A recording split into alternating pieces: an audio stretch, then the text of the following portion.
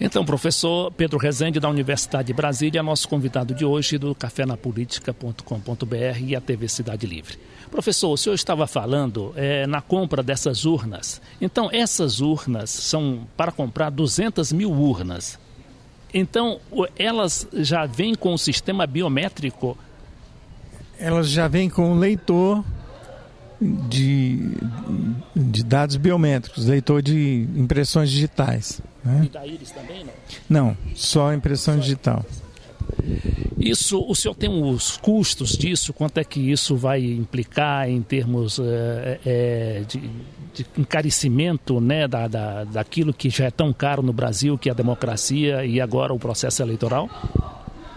Olha, eu compareci na audiência pública que ocorreu no TSE para esclarecer os interessados na licitação sobre o edital de licitação para a compra dessas 200 mil urnas, e pelo que eu ouvi da manifestação de pelo menos duas empresas interessadas que foram pré-qualificadas para o edital, elas não têm como estimar o custo ainda, porque alguns detalhes técnicos do edital não estão fechados. Mas, segundo esses próprios fornecedores nessa audiência, a se manter os requisitos que estão no edital, a preço da última compra de urnas pelo TSE, sairia algo em torno de 800 a R$1.000 cada urna.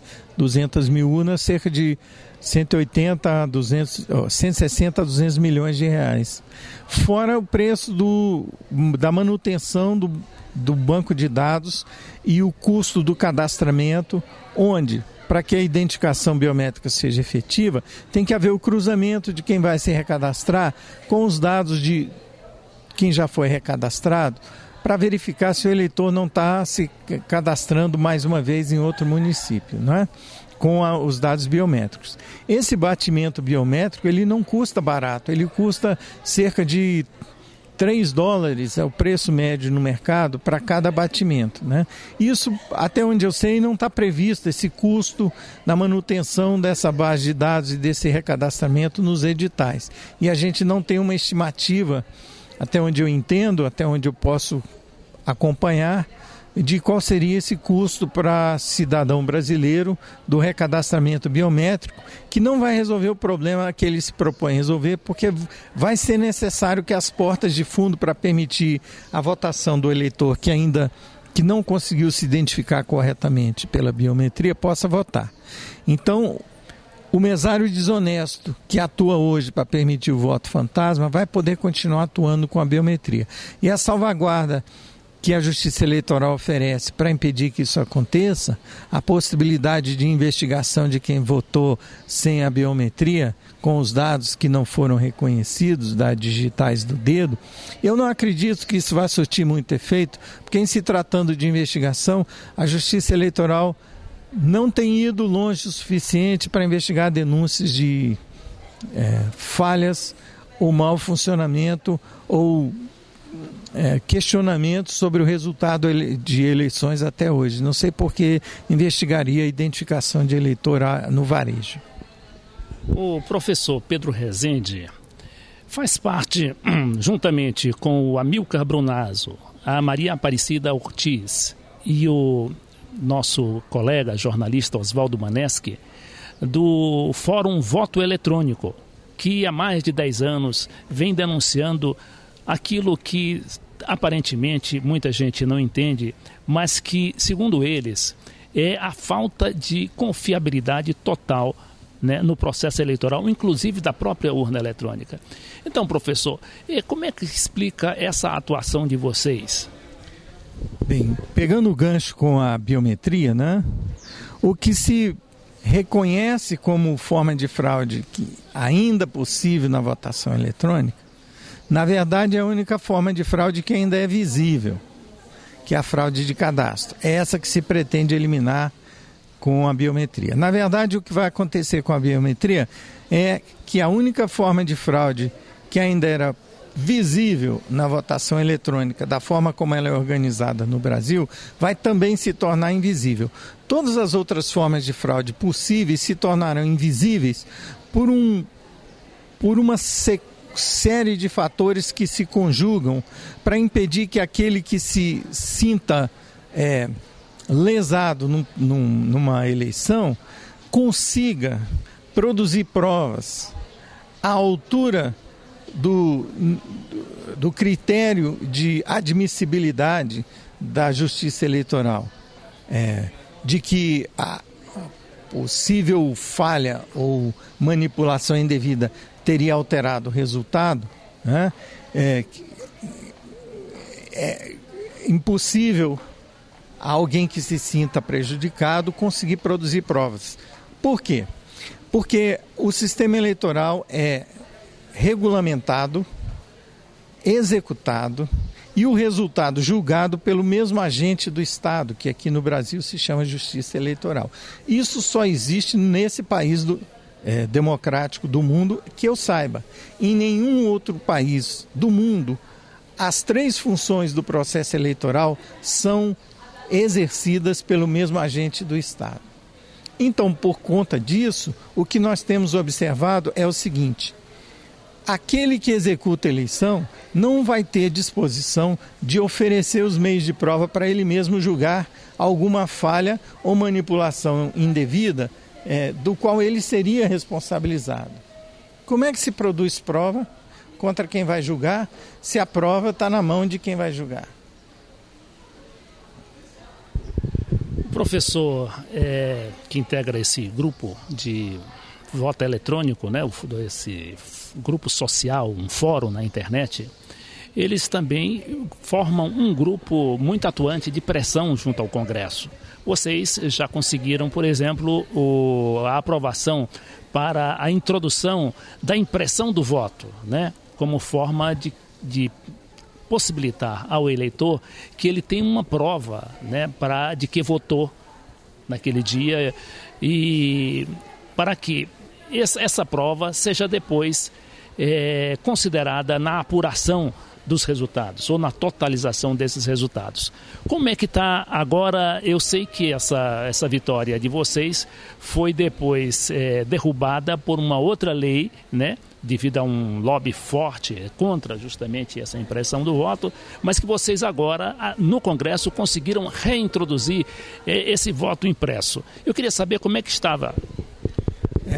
Leite, você faz referência à lei de 2002 que entraria em vigor a lei de 2001, que entraria em vigor em 2000 Perdão, você se refere a uma lei de 2002 que entraria em vigor em 2004, mas foi revogada em 2003.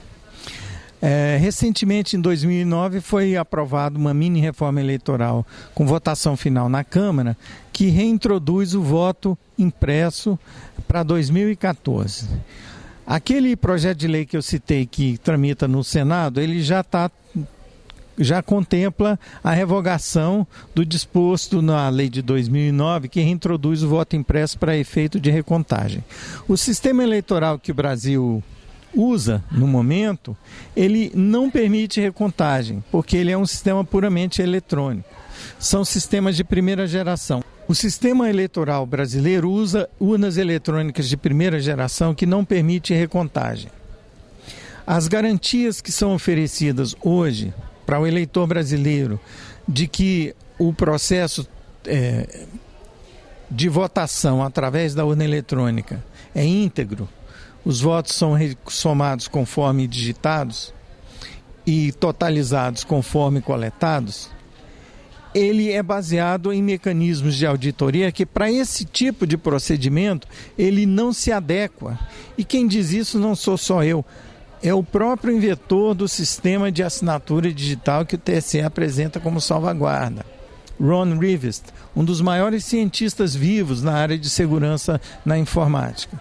Tanto é que ele se juntou com outros 8 cientistas de primeiro escalão no mundo para resolver os problemas que haviam nos sistemas de votação de primeira e segunda geração, para conceberem um sistema eleitoral integrado de terceira geração que tenta resolver os problemas que a informatização do voto trouxe para a segurança do processo eleitoral. Resumidamente, em que se trata? Sistemas de primeira geração, eles não permitem recontagem porque eles tratam tudo apenas eletronicamente. Não fica nenhum registro material do voto, não há como se recontar os votos. O que se tentou fazer no Brasil e o que se faz na maioria dos estados americanos e em praticamente todas as democracias do mundo, exceto talvez a Índia e um outro país, até o Paraguai não usa mais as urnas de primeira geração que o Brasil doou. Na última eleição presidencial não foram usadas as urnas que foram cedidas na eleição anterior. Então, em praticamente todos os países democráticos do mundo, quando se usa votação eletrônica, usam-se sistemas de segunda geração. Os sistemas de segunda geração, eles prevêem um registro material do voto, ou na entrada do voto, com o voto escaneado por uma máquina que lê o que está marcado no papel para contagem eletrônica, ou na saída do voto, com a máquina que recebe o voto eletronicamente pelo teclado e imprime uma cópia do que foi o voto do eleitor para que ele possa conferir um registro material de qual foi a escolha dele. Esse voto normalmente não é entregue ao eleitor, ele é depositado numa urna para permitir a possibilidade de recontagem em caso de questionamento ou de dúvida sobre possível falha ou manipulação indevida. O problema com os sistemas de segunda geração é que os votos depositados ou as cédulas marcadas que foram escaneadas entre o momento da eleição e o momento de uma eventual recontagem podem também ser manipuladas. Então não é uma solução definitiva os sistemas de segunda geração. O voto impresso é uma adaptação às urnas de primeira geração para que elas possam permitir recontagem. A crítica de que esse mecanismo de recontagem traz outros problemas, ela é pertinaz porque quando há uma discrepância entre a votação eletrônica e a votação da recontagem em papel, não se tem um mecanismo absoluto ou inquestionável de qual das duas contagens deve prevalecer, já que a urna com as cédulas e a contagem eletrônica de um software que ninguém pode ver enquanto está funcionando podem estar equivocados na apresentação do resultado. Então, os sistemas de segunda geração também têm problemas. Nos sistemas de terceira geração, esses dois mecanismos de rastreamento por registro material e de contagem eletrônica, eles são integrados para que uma recontagem possa detectar onde houve a falha, se na contagem eletrônica ou se na manipulação dos registros materiais. Por isso, a tendência no mundo deve ser evolução para sistemas de terceira geração. Mas para isso a gente tem que passar para um sistema de segunda geração que possa evoluir para um sistema de terceira geração. Nós entrevistamos hoje o professor Pedro Rezende, do Departamento de Matemática da Universidade de Brasília e integrante do Fórum sobre Voto Eletrônico na Internet.